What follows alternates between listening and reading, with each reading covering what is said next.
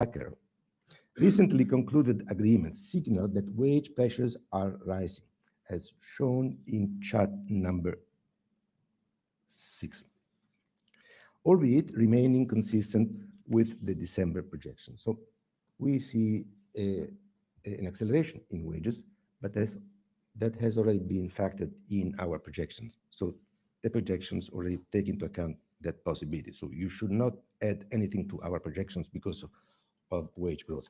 But so far, there is, in spite of this acceleration in wages, there is no convincing evidence that inflation expectations are de-anchoring. Why is this important? Because a de-anchoring of inflation expectations is a necessary condition for a wage price spiral to take hold. Why might workers ask for higher wage growth? Because they could fear that in the future they would lose purchasing power just because inflation is too high. This is not happening. Inflation expectations are de-anchored. This may be an explanation of why wages are rising, but not to the point that we can,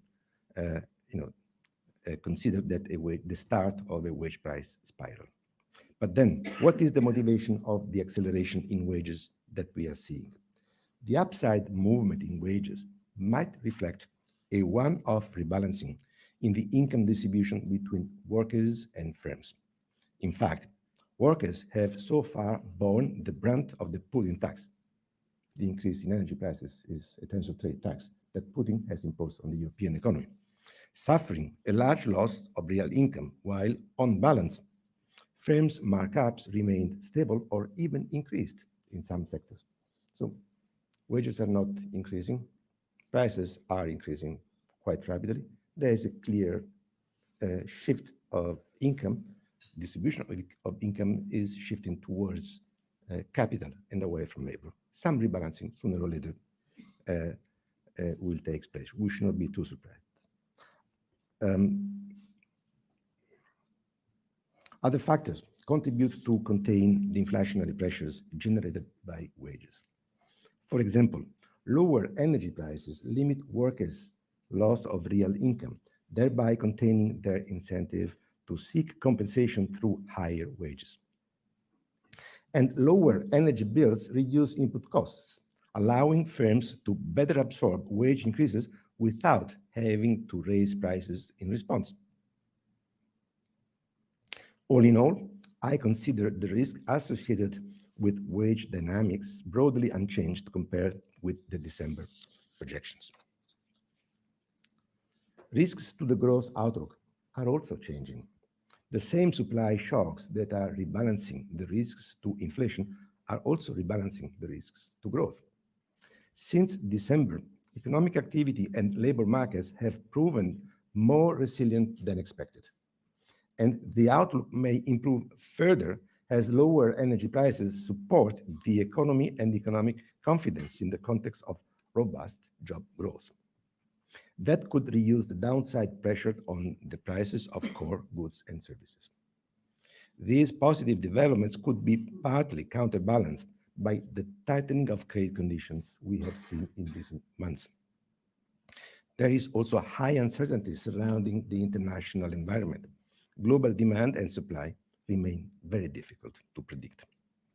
So, how should monetary policy respond to this evolving, highly uncertain environment? Monetary policy has already made a sizable adjustment, and we now face inflation uncertainty in both directions. In such circumstances, a data-dependent approach to calibrating monetary policy is preferable, since it enables us to react nimbly to the incoming data. And it gives us enough time to see how our decisions affect the wider economy. Very early evidence suggests that bank lending rates are increasing more quickly than in previous hiking cycles, in line with the steeper increase in policy rates. Lending to firms and households is also decelerating very rapidly, as you see in chart number 7. But given the long lags with which monetary policy is transmitted to the real economy, most of the effects of our tightening are still ahead of us. This means, for example, that the current adjustment in the banking market, involving higher lending rates as well as tighter credit standards and lower demand for loans to firms and households, as shown in charts number 8 and number 9, will likely compress consumption and investment in the coming months. In the light of this, we increasingly need to consider the risk of over-tightening. Even if subsequently corrected, such over-tightening would be very costly for the euro area economy, given its low flexibility. A data-dependent approach is a prerequisite to avoid this risk. But for such a data-dependent approach to be effective and avoid exacerbating uncertainty, we need to provide investors with a framework for how we evaluate and respond to the incoming information. In other words, we need to clarify the reaction function of our monetary policy. In line with our price stability mandate, our reaction function is informed by the inflation outlook as well as the risks surrounding this outlook. A proper understanding of this reaction function can benefit from two important clarifications. The first is what will contribute to determining our reaction, that is, the set of factors that will affect inflation the most at our medium-term policy horizon. At the global level, currently the most significant of these factors are energy prices, simply because sustained lower energy prices are crucial for inflationary pressures to unwind. As for the domestic economy, a key factor in the coming months will be how rapidly lower energy prices and the associated lower cost pressures for firms are passed on to retail prices. In this respect, we need to carefully monitor markups and wage growth, which could push in the opposite direction. For wages, we need to distinguish one-off adjustments from self-sustaining wage price generalized rises. Conditions in the credit market are also an important consideration, and I have just explained why this is the case. Second, we need to clarify how we should react to new information. Last year, the need to normalize monetary policy quickly from a very accommodative, policy rates were negative, very accommodative starting point placed emphasis on the pace of rate hikes. We wanted to front load because monetary conditions were clearly out of line with the inflation outlook.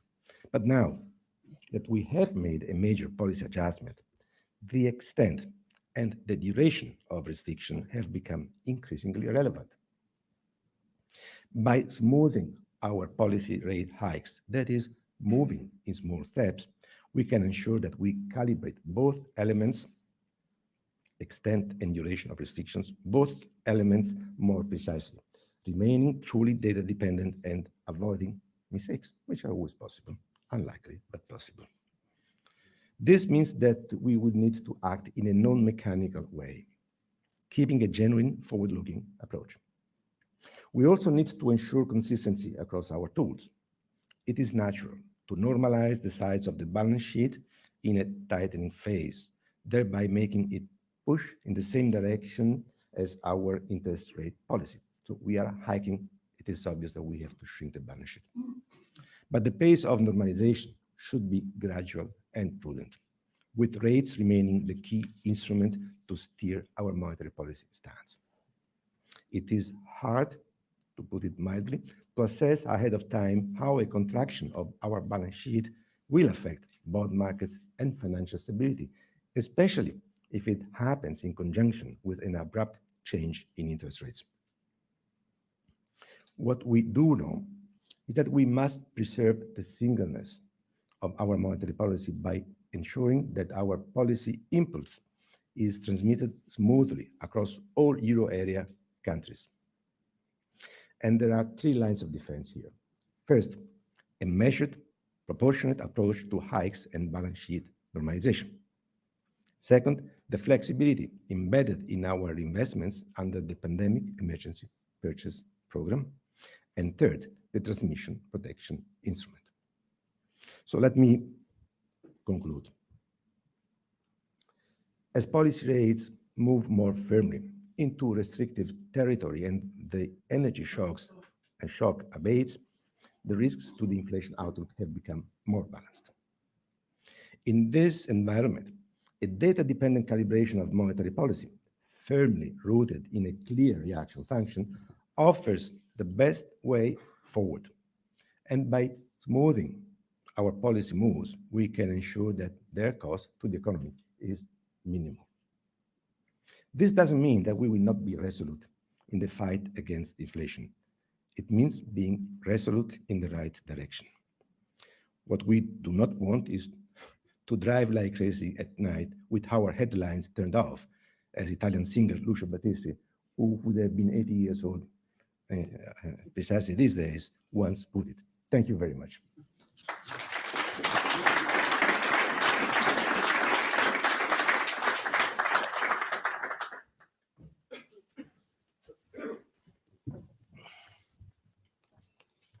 Well, thank you very much. That was a very comprehensive speech, and I think Mr. Panetta has actually given us a very good clue, more than a clue, into the reaction function of the ECB. So you fulfilled one of your objectives, and I think it's been interesting for all of us. What I'd like to do is ask a couple of questions to get us started, and then turn it over to all of you in the audience. We have about 45 minutes in total, so plenty of time to tease out either things that came out of this speech or other things on your mind to talk to Mr. Panetta about. I think one of the phrases that struck me and that I'd like to start off with a question, and I hope I'm quoting you exactly, was that rates are now moving into restrictive territory. This idea of restrictive territory and normal rates is something that we economists have as part of our vocabulary without being able to measure things as well as we would like to, of course. But I think clearly at the short end, rates are 2.5% and inflation is 9.2 or something like that in the zone as a whole. So if one just looked at the immediate situation, rates are clearly not in restrictive territory. They're in fact negative by quite a large amount. Now, of course, monetary policy does operate with a lag, so that is not the best or maybe even an appropriate measure of whether rates are indeed already near restrictive territory. And as you probably heard in the US, Jay Powell has said that he thinks the measure is positive real rates over the yield curve, that is into the future. How, if I may ask, how do you or your colleagues define the idea of restriction and where rates pass the neutral point and go from accommodative into restrictive? Thank you for this question, which I think is a fundamental one. How do we judge the level of interest rates? Are they restrictive or are they not? If I were an academic, I would tell you that estimates of the natural rate is lower, but I'm not an academic, so I will not use that easy way out. My answer would be that first, real rates are indeed positive. You should take into account not exposed inflation, but ex-ante inflation, expected inflation. Expected inflation in the euro area is firmly anchored at 2%. So if you are now deciding whether you should take a loan or not, you are interested in the real cost in the life of the loan, not about inflation in the previous 12 months. If you look to that measure of real rates are already positive along the yield curve. Expected inflation is around 2%. Short-term yields, our policy rates are 2.5%. There will be very soon 3%. So we are already in positive territory, and there is a risk premium on the yields. So the real rate is even slightly higher. But then I would also consider another metric.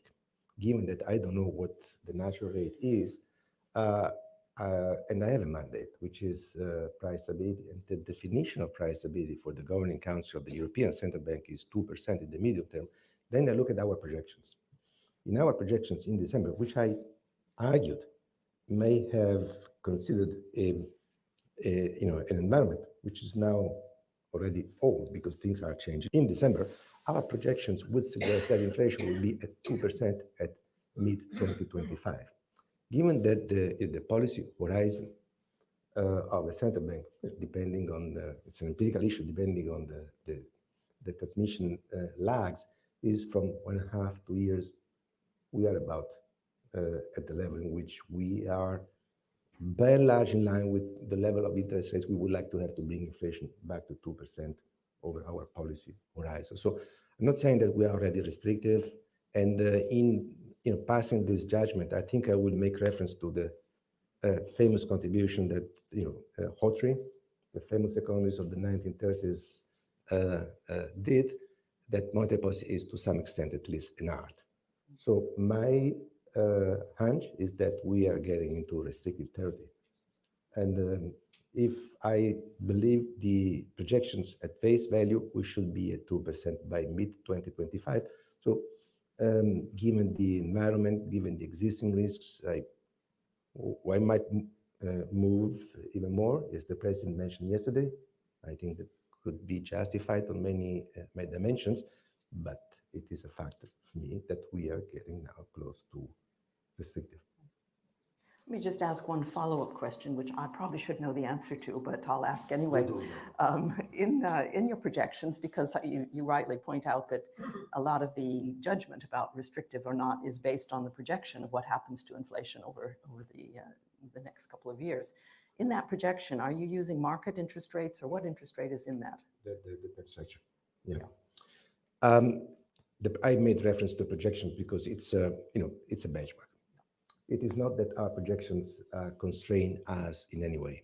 The Governing Council does its own assessment of the real economy, of financial conditions, of the inflation outlook. Then we take a decision. It was just convenient for the purpose of making this presentation to use a benchmark which is available, which is internally consistent, which provides an internally consistent view of how the economy might evolve in the next 3 years. But of course, that's one reference.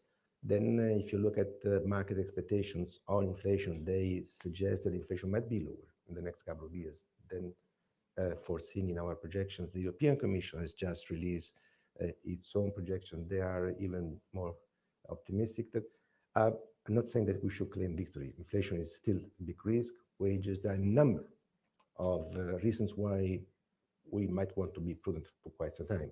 But there are now, unlike in the past, reasons why we may be less worried. So I'm anxiously optimistic. Can I say that? Yeah. Yes, well, we're all certainly optimistic, exactly. with maybe different You're not levels. anxious, I am. Right.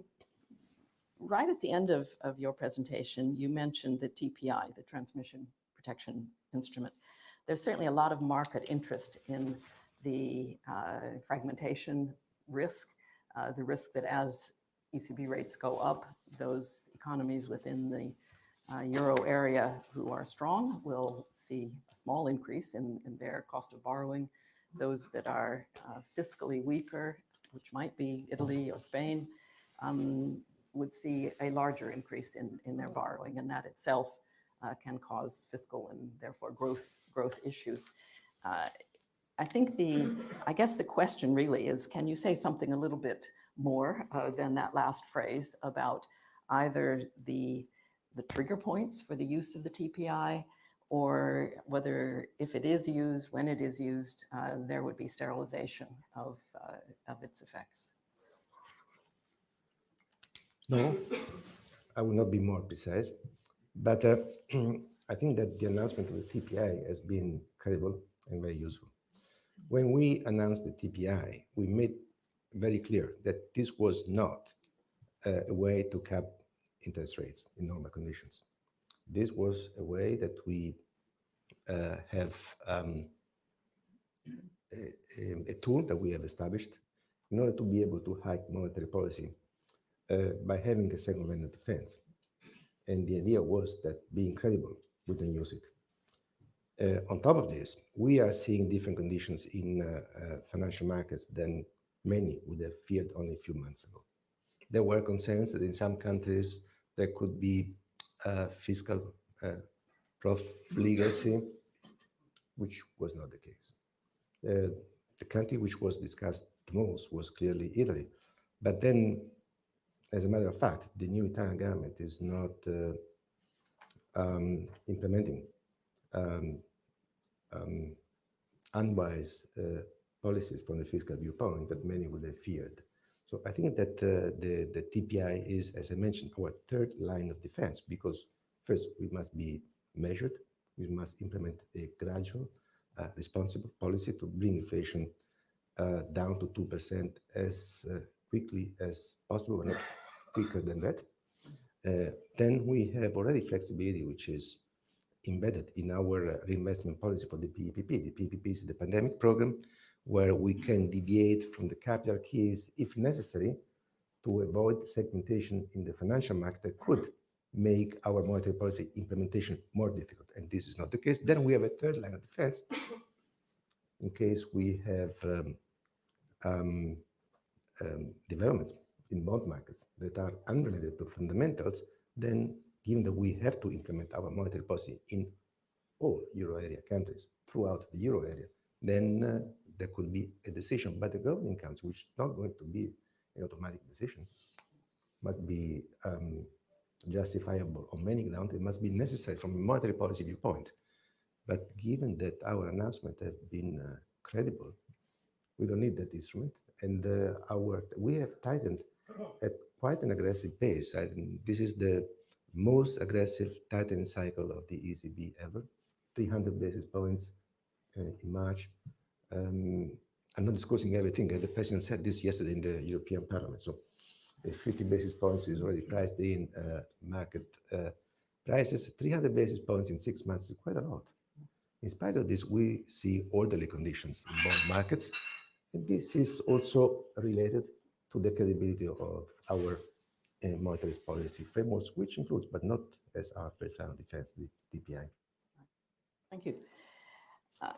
Yes, 300 basis points is a lot, but of course it was starting from an extremely low point. And I think the argumentation is whether all of our forecast models, Bank of England I can speak for as well, is calibrated to a different environment where interest rates are much lower than they certainly have been in the past when we've had inflation rates at this level.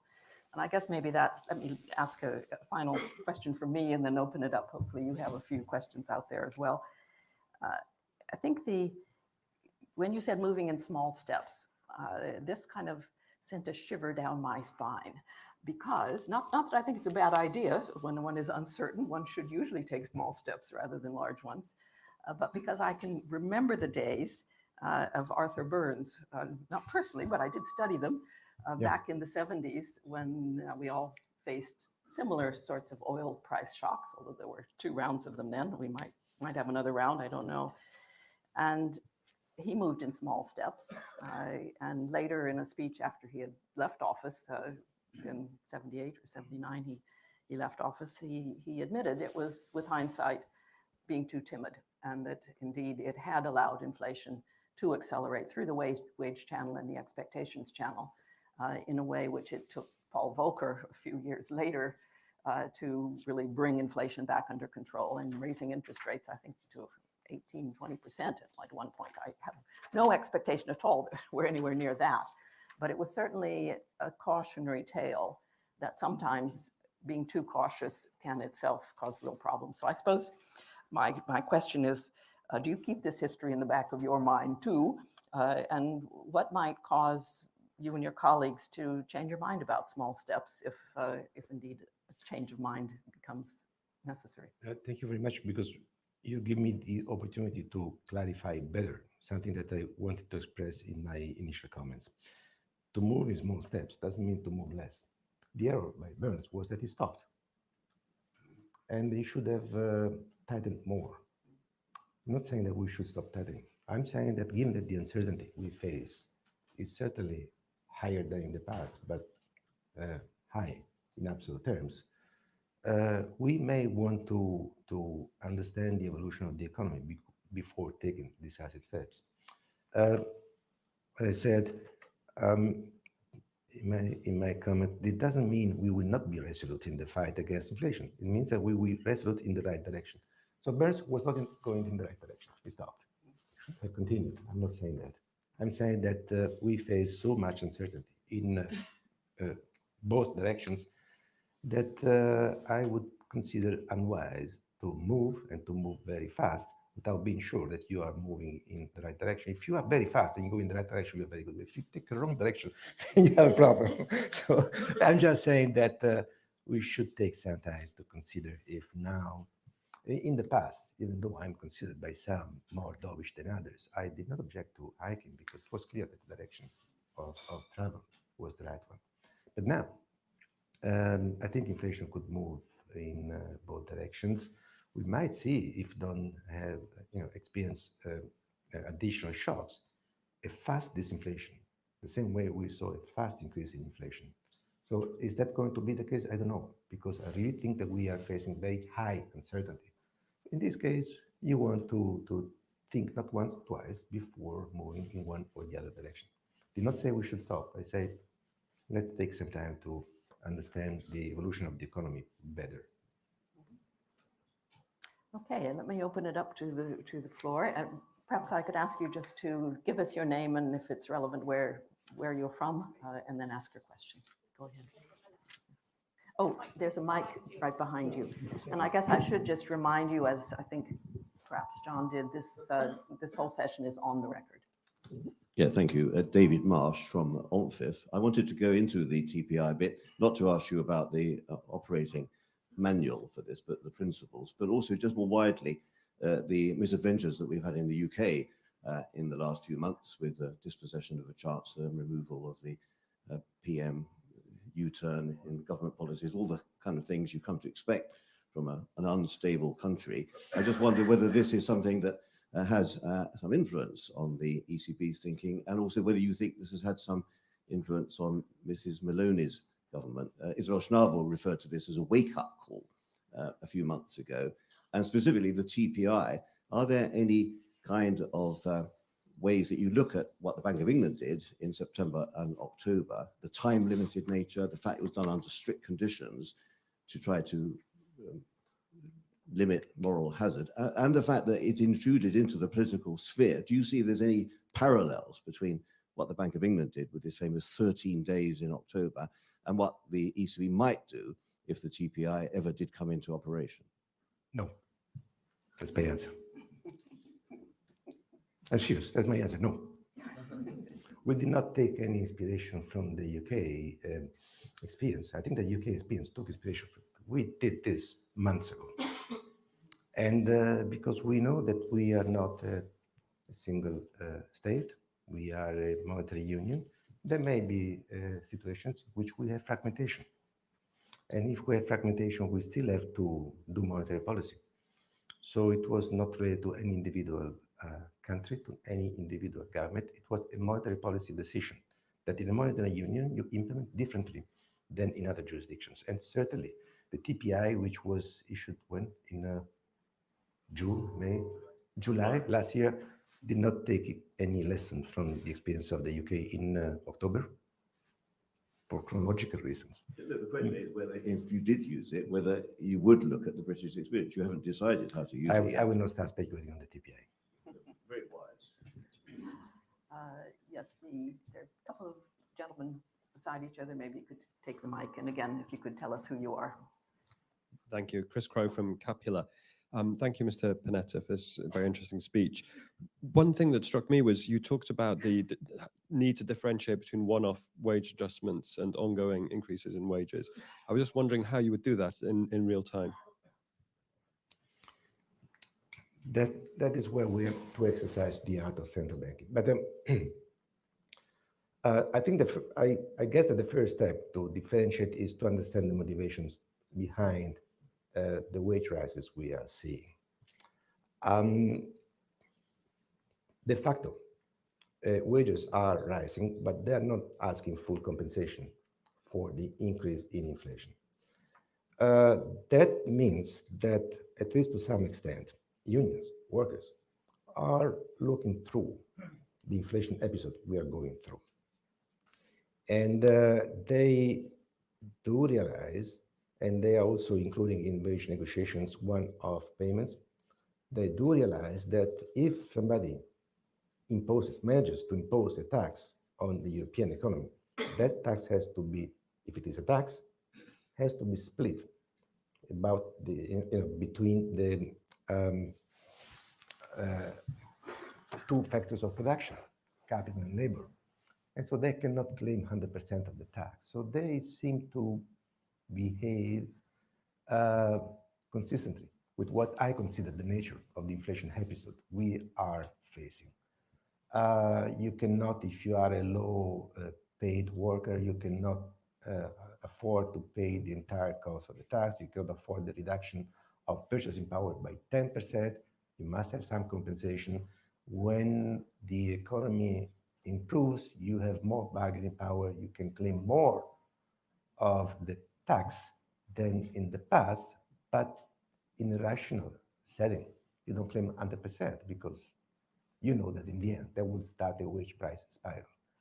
And I think that what we are seeing is consistent, of course, with the more adverse scenarios, but it's also consistent with a more rational development, interaction between wages and between workers and employers. So also, in order to have a wage price spiral, you need the basic condition for that. Inflation expectations should be de-anchored, because either the workers go bananas and they start asking huge wage increases, which I don't expect, or there could be a rational motivation, that is, I expect inflation to be much higher. I expect to have, unless I get a wage increase that is of a comparable magnitude, I expect to suffer a loss in real income. Then I start asking higher and higher wages. That could trigger a wage price spiral. But again, we see that not only workers are only claiming only part of the tax.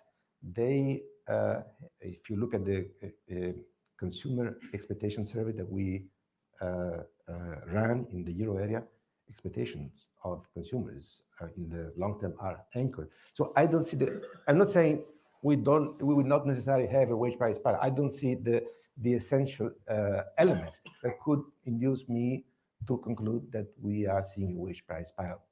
And also, the most anxious commentators and policymakers do not have the perception that we are seeing a wage price spiral. So I agree with you, it is difficult, especially in real time, and you must look carefully at numbers and to form a view. My view is that what we are seeing is compatible with the rational interaction between capital and labor, wages and profits. Profits are high. So now that profits are high, the economy is, probably more resilient than many would have expected only a few weeks ago. Maybe workers will dare to ask for more, but I don't think we are seeing a wage price spiral. This is, as I understand, nobody's view. Could I just ask a small follow-up? Because I agree that certainly the wage risk is one of the big ones in forecasting inflation. Wages are usually a lagging indicator. And looking at your chart that had that, it was clear that the acceleration has happened, bringing wage growth up to somewhere near 5%. If it's a lagging indicator, and maybe it isn't in the Eurozone as a whole, but certainly that's been the case here, how can you be confident that today's level of, let's say, 5% is not just on a trajectory that's going further? You are absolutely right, but this is precisely the point I tried to make in my initial comments. What we see is compatible with one interpretation, but it's also compatible with other interpretations. And this is what I call uncertainty, which can go in both directions. And this is what induces me to argue that the central bank should be prudent, act gradually, not to take one direction at full speed because you might regret afterwards. And you're right, what we are seeing does not allow me to conclude that there is no wage price spiral. There is a risk. And how this will evolve depends on a number of conditions, on the strength of the economy, on participation, on a number of factors that we monitor on a daily basis. And wages are still risk for the inflation outlook. But what I said is that I don't see right now indications that could induce me to argue that we are seeing a wage price spiral. I don't, but did not say, and I will not say that I'm sure there will not be a wage price spiral. Risks are in both directions. Again, let me emphasize this once more. It is possible. At the moment, it's not the most likely scenario. It is possible, so that's why I gave my view that we should be prudent. Thank you. And the gentleman, yes, who has the mic. Hi, Lorenzo Codogno. Thank you for your speech. Two questions, two brief questions, if I may. The first one, you mentioned that balance sheet policy needs to be consistent with interest rate policy. I suppose that some point, say mid-2023, as markets expects, the ECB will reach the peak in interest rates. How do you see the balance sheet or quantitative tightening policy developing after that? The second question is a little bit technical, let's say. We have seen some issues in terms of collateral availability in the past, and I wonder whether this might be an argument in favor of a sort of reverse repo facility, the way the Fed does, or maybe some other initiatives to smooth or address the issue. Good try, and thank you, Lorenzo, for this question. You know, it would be quite awkward if I travel from Frankfurt with all the difficulties of traveling yesterday. I come to London. I give a speech to argue that we should truly data dependent and not to give any indication what we will do 2-3 months from now. It would be quite awkward if I started to speculate what we do in June and July. So I also think it's totally inappropriate for a central banker to start speculating on actual policy measures outside the proper setup, which is for me the governing council of the European Central Bank. I know that some do it. I really don't like it. I think it's inappropriate. I'm not going to get involved into, we will do this. I would like to do 50, 38, 16 basis points increase. We will tighten the balance sheet by 1 more trillion. I have my views, but again, I'm not here to speculate on future policy and to disclose any spicy insight, also because I don't know, because of course I could answer you. It depends on what will be the inflation outlook then. If the inflation outlook would be totally different from what it is now, if energy prices will continue to go down, I would use the framework I just mentioned, the reaction function, to assess what would be my view on our balance sheet policy. So I want to be consistent with what I said, not 3 years ago, but 20 minutes ago, and avoid speculating on this. What I will do, I will tell you in 3 months, based on the numbers we will get in the meanwhile, based on the outlook for inflation, on the strength of the economy, on conditions on bond markets. I just don't know what those dimensions, those elements would suggest me to do June, July, you mentioned 4 months, 5 months from now. Fair enough. Let's see, the lady in the front row. The repo, sorry. Yes, did you want to say anything about that? Like above. Okay, the lady here in the front, please, and then we'll go over there. Catherine Mann, Bank of England Monetary Policy Committee. Central banker to central banker Of talk, course, you of know. course. So only in private. I'd like to explore the lags, the famous 18 to 24 month lags. Because in your picture, chart 7, 8, and 9, you argued that the transmission mechanism from bank rate to the credit channel was actually very rapid. On the other hand, you said we can't go very fast because the European Union is, euro area is inflexible. So shouldn't I worry about that combination as affecting 18 to 24 months, and in which direction? Fast because of the credit channel, slow because of inflexibility, and inflexibility also could mean duration above 2% extending a long time, in which case monetary policy would have to perhaps respond with a more forceful direction. Thank you very much for your question, which is on a key element of our monetary policy.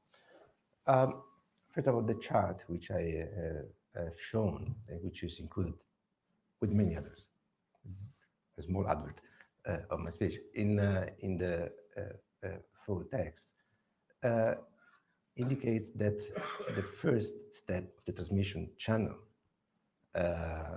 is already at work. That is the transmission to the credit market, where this has already reached consumption and investment, I would doubt. I don't know how long the transmission mechanism is, certainly longer than 7 months. We started to hike, that's my hunch. We started to hike in July. Yeah, we announced the end of our purchase, but the real action comes when we start hiking. Interest rates are a much powerful instrument. And our first hike was in July. Maybe that the lags are shorter because there's a lot of leverage in the economy, because the hiking cycle has been very aggressive. But I would have doubt that the lag could be as short as 7, 8, 9 months. So I see what is happening to inflation as being independent from our monetary policy. Our monetary policy is still lying ahead of us. Second, on the inflexibility, it's a comment on the risk of over-tightening. We know from empirical evidence that the recovery times from a recession for the euro area are much longer given the structure. I call it lack of flexibility, very loose, but just to give you an idea in my speech, the lags that in the euro area go from the trough of the recession to the return to growth are much longer than in the US. So what my comment was, the cost that we are imposing, because I think that in the US, the Fed is much more confident that they can stimulate the economy back to growth if they do a mistake, because the structure of the economy in the US is different. My concern is that this is not going to be the case in the euro area, and the cost of going too high, not just too quickly, but also too high, could be higher in the euro area because of the way the economy is functioning. Yeah, I think there are two similar, but not just the same concept. The first case, I was trying to argue that the tightening we have already implemented has not reached the real economy. We see that the way it will affect the economy could be stronger than in the past, because the effect on the intermediate step of affecting loan flows and loan rates in the credit market suggests that it is stronger, even though we never experienced such an aggressive tightening in the euro area. So comparing with previous cycles, looks like it is stronger. So another reason why we should be prudent, because if we get disinflationary pressure from the evolution of the global economy, from energy markets, and then on top of that, we add a very aggressive tightening, which could be more effective than in the past, given the leverage is higher, then we should assess very carefully the effects of our policy measures, and then also on the level of the extent of the tightening and the level of policy rates. I think that the cost for the economy could be pretty high. A few more questions on this side, if you don't mind taking the mic over there. Gentleman in the front row, and then there's a lady a couple rows back, and then this person. Thank you very much, Julian Callow from Rocos Capital. Very interesting to hear your elaboration of the ECB reaction function. And I'd like to ask you a little bit more about that. Your chart 9 was on the bank lending survey.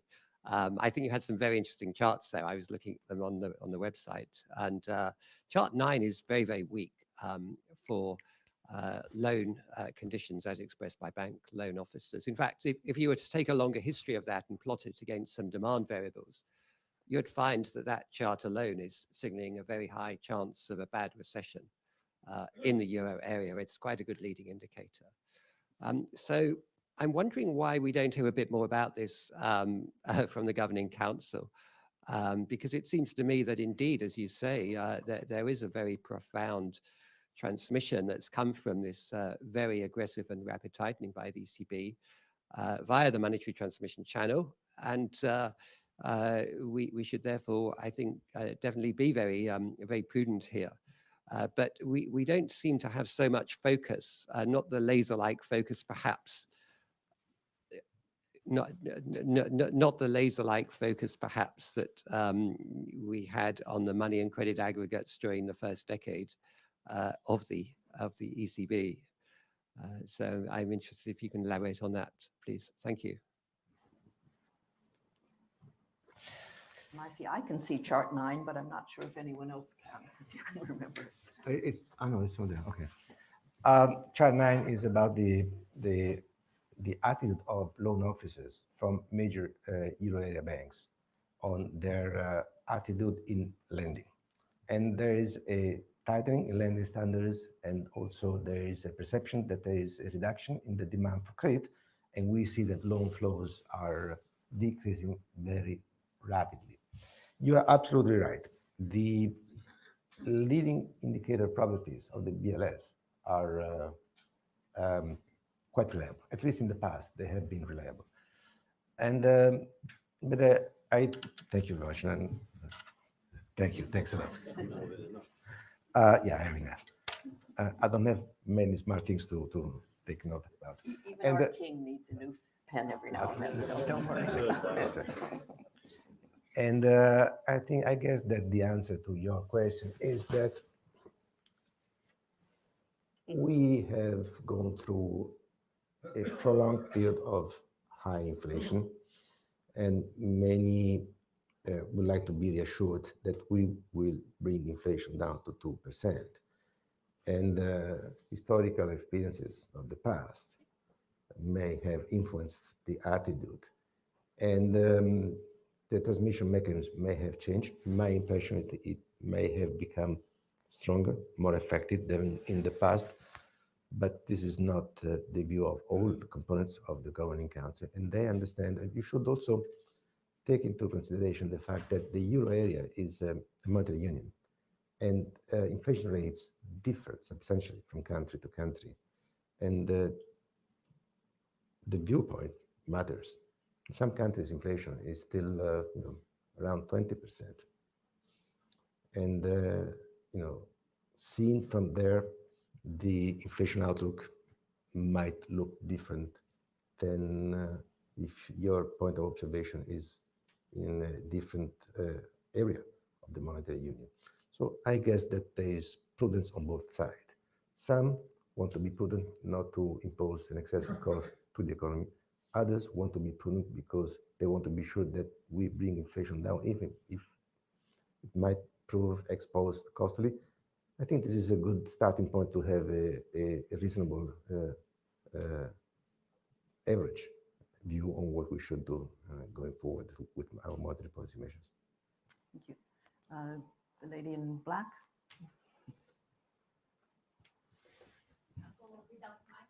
No, can you wait? Can you just wait for the mic? Because for those who are watching us on their screens, they need the mic.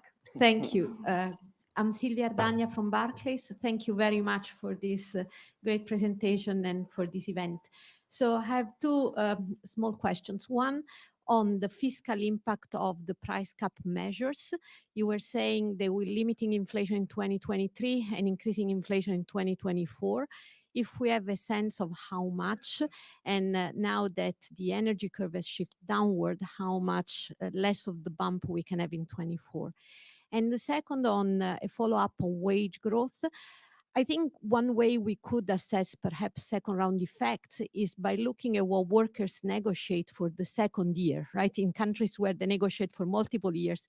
And if you have any assessment of where are we running there in terms of wage growth for the second year of renegotiation. Thank you. On your first question, did we disclose these numbers? Yes, okay. So our assessment is that the fiscal measures which have been decided or announced by governments will, at the level of the euro area, reduce inflation by around 1 percentage point in 20, have reduced inflation by around 1 percentage point in 2022, and by a bit less in 2023. And they, according to our analysis in December, would have caused a rebound of 0.7 in 2024 with carryover effects in 2025. So let me say that the measures taken by governments are perfectly legitimate, especially when they were introduced. Why? Because governments were smoothing income of consumers, and that is usually very useful. But of course, when you smooth and you reduce inflation when it is very high from high, doesn't make us much different for us. But then if you increase inflation when it is low, when you make it less low, and less low means above 2%, that makes a difference. So what was rational when those measures were introduced may be less convenient if the environment changes.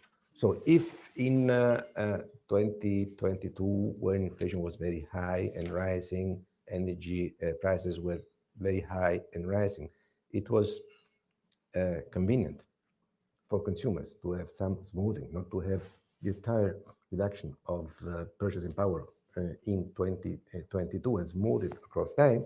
Now it's less convenient. Why? Well, because inflation is falling and prices are falling.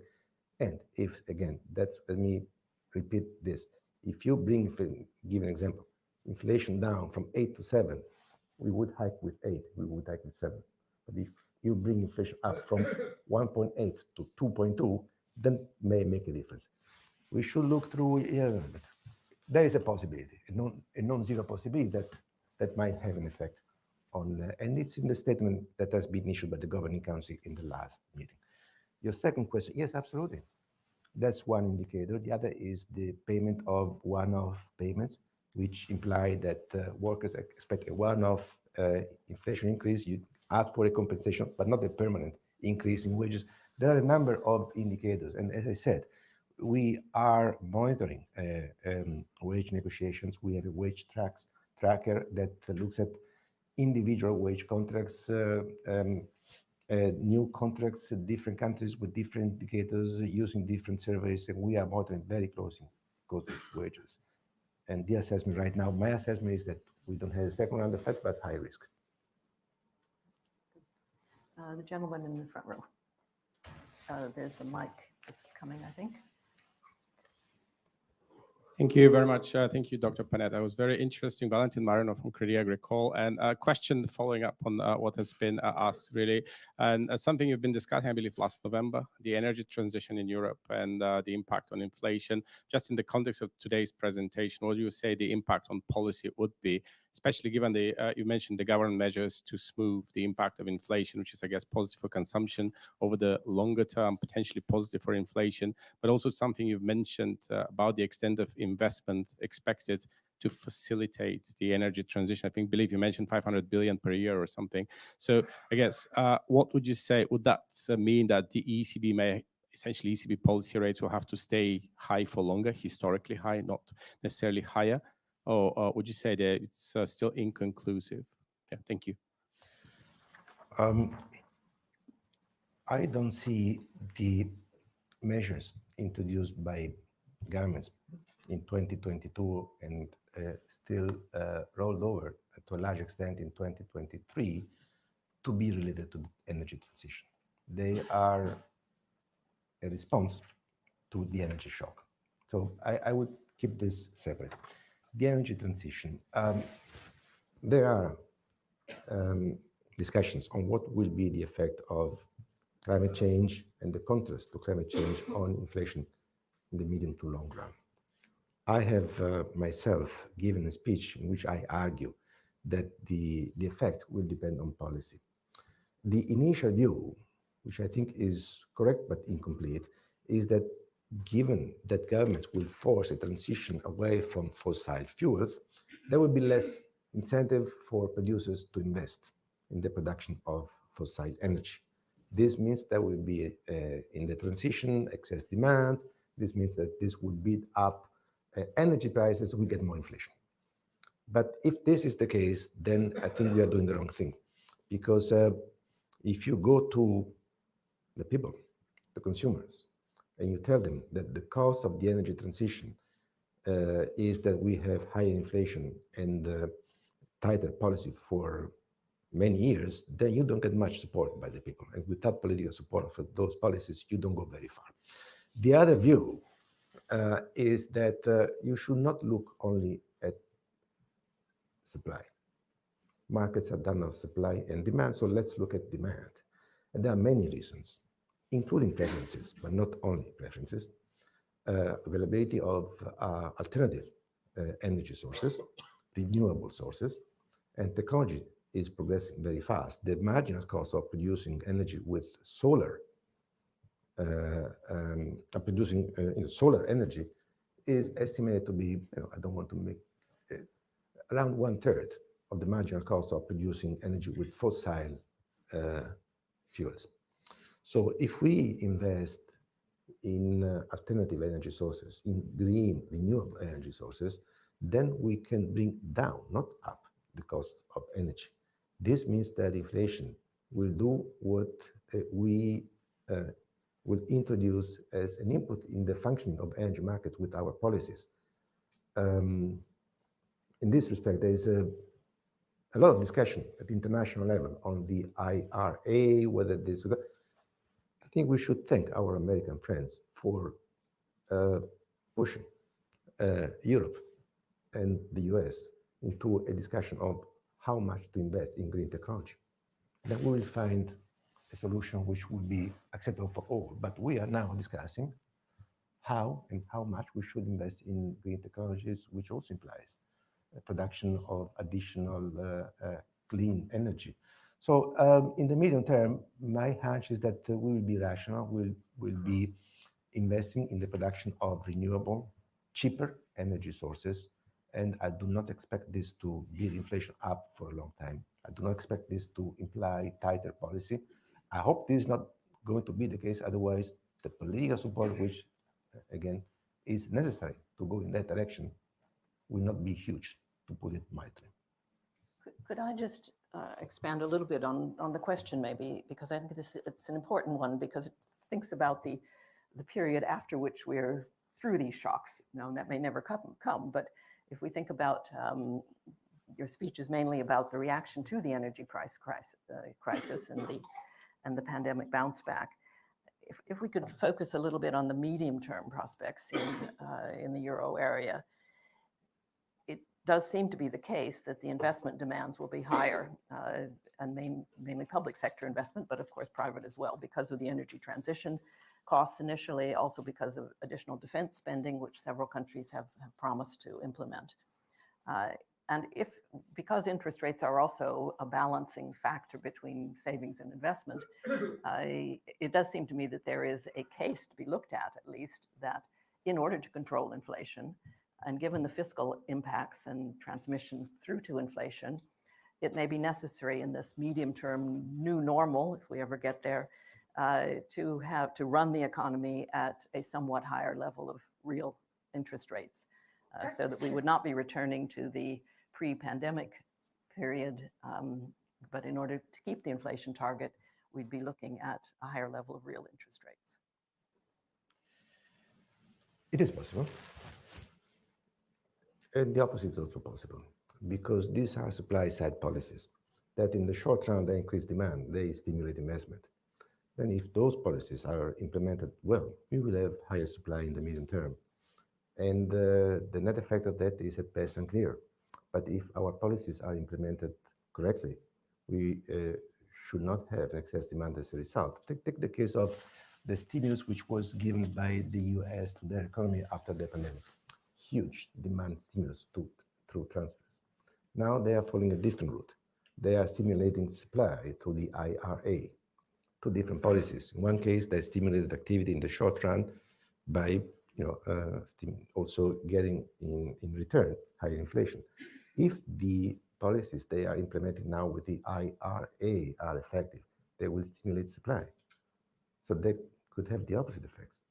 So it depends which policies. It's not be taken for given that only demand will increase. There will be a very unbalanced situation. If we are will be able to introduce and implement the right policies, we will have an effect on supply, and the net effect of that will be. But also, you are talking about conjunctural factors, because in the end, the factors that are behind the low for long, productivity, demography, demand for safe assets, those are structural factors that don't change overnight. While those that you were mentioning are mostly conjunctural developments, it may be true that for some time you may need higher rates, but in the long run, you will have more demand, more supply. What is the net effect? But overall, the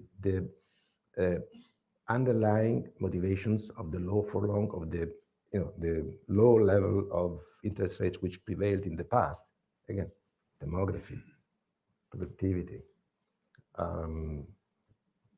limited supply and high demand for safe assets, I think they are still there. Like many things, it's a matter of lags and where we are in the cycle. The lady over here, please. And this will have to be about the last question. Catherine Nice from Pigeon Fixed Income. Maybe a relatively quick question given the time. Thank you so much. Given the scale of the energy price shock, a relative price shock that has hit the euro area, do you think that there is a case to be made to extend the horizon over which inflation is returned to target? Thank you. That's a very difficult question. I will try to be as rational as possible and not instinctive. We are in a very peculiar situation, as I said before. We are now in a situation which we have been through persistently high inflation. And the risk of a de-anchoring, or a risk that we will see the consequences of wages, is very high. So if we were discussing the textbook reaction to what we are seeing, and the fact that inflation, including in our own projections, will return to 2% by mid-25, indeed, we should extend the policy horizon. But that would be true in general, maybe less true right now, given what we have been through in the last 12, 18 months. We are taking a lot of comfort from the fact that inflation expectations are anchored. We cannot assume that they will be anchored forever. We are monitoring wages, and my view is that we don't see a wage price spiral. We cannot guarantee that will be true forever, that will remain true forever. So we want to be careful on both sides. Maybe we should continue to pay attention to inflationary risks, maybe not to be imprudent, maybe we want to be gradual. But the answer is complicated by the fact that we have gone through a period of persistently high inflation. So I did not give you a clear answer. This is precisely what I wanted. I think you actually have given us some clear answers, which is that making monetary policy is an art as well as a science, and it's a matter of judgment. We've certainly benefited greatly from your explanation of the kind of analysis that you and your colleagues go through and what it might mean for all of us. I'd like to thank everyone for coming at this early hour in the morning, and particularly perhaps you will join me in thanking Mr. Panetta for such an excellent presentation. Thank you. Thank you.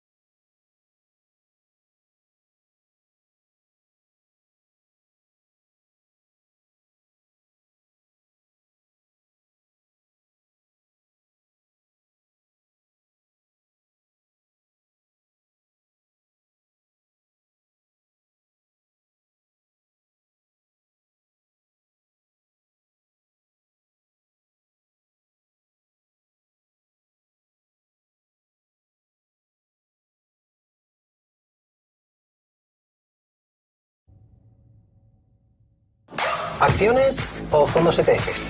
Estoy hablando con mi agente de bolsa. Pues hoy en día se puede invertir más fácilmente. Tu hijo tiene razón. Si quieres empezar a invertir con XTB. Aquí tengo todo lo necesario para tomar decisiones financieras. Hazte cliente de forma segura, rápida y sencilla. Y una app intuitiva y fácil de usar. Con solo unos clics, invertido. Ya ves, hoy en día si quieres invertir con XTB. Y ahora hazte cliente. Haz tu primer depósito y recibe una acción solo por abrir tu cuenta con XTB.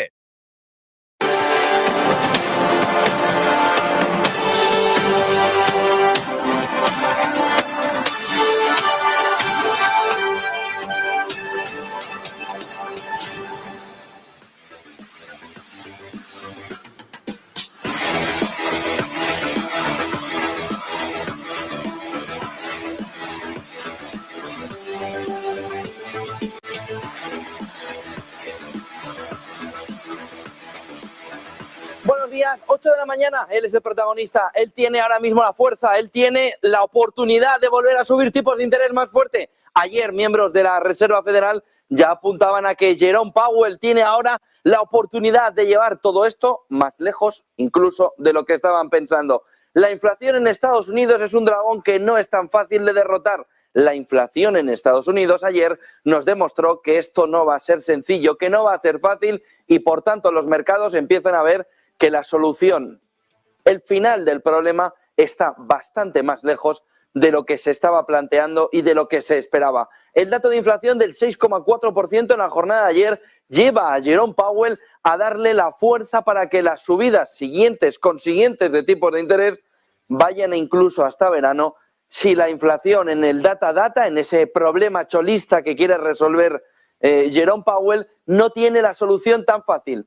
El data le está diciendo a Jerome Powell que ahora mismo la inflación es muy complicada de resolver. Jerome Powell, protagonista. Nos falta escucharle, nos queda tiempo para escucharle. Ayer lo que sí hicieron ya es hablar miembros de la Reserva Federal diciendo 5 como poco, 5%. Ojo, porque el movimiento de ayer nos lleva ya a una inflación mucho más persistente, mucho más resiliente, mucho más difícil de batir, mucho más complicada de resolver. Y fíjense, la inflación también en Reino Unido, el que dicen es el ojo del huracán en el problema inflacionario, ahora mismo con una subyacente anual en el 5,8%, un poquito menos de lo que esperaba el mercado. Había un pronóstico del 6,2% y con la inflación general todavía por encima del 10%. Vamos a ver de qué manera puede ir resolviéndose también. Ahí lo tienen, 10,1%. Se esperaba 10,3%. Es un buen dato para Reino Unido, pero claro, está bien arriba. Inflación vuelve a ser el problema fundamental para el mercado, para los economistas. Fíjense en la caída de la inflación mensual, menos 0,6%. Se esperaba que fuera del menos 0,4%. Ayer Estados Unidos dio un más 0,5%. La inflación mensual en Reino Unido va cayendo, en Estados Unidos sigue subiendo.